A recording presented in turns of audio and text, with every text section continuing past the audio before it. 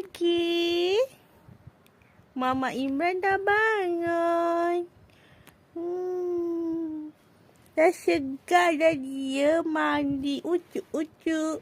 Handsome boy lah. Oh, nak susu. Nak susu. Susu. Susu.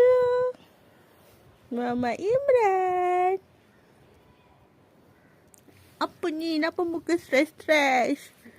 Ya, muka stres lah kita. Nak susu. Susu. Susu. Cik Yun bagi susu. Nak susu? Oh, nak susu ya dia.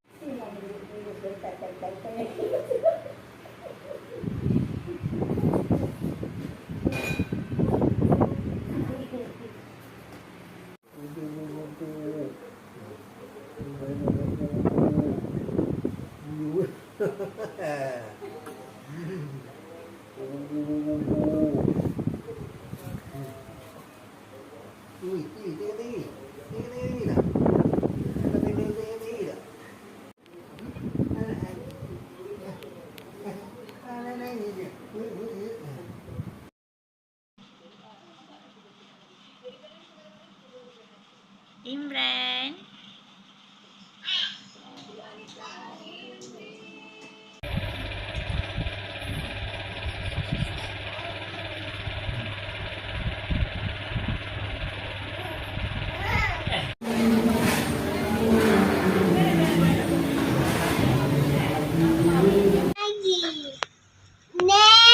Hah? Ini kena nak lagi. Sekejap tu. Tak. Cik. Nak ambil apa ni? Handsome saya. Siapa tu? Siapa ni? Handsome saya. Hai. Handsome dah kita.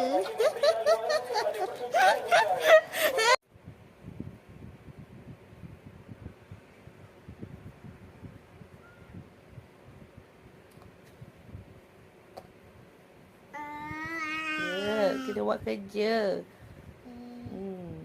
Demi sebotol susu kena buat kerja.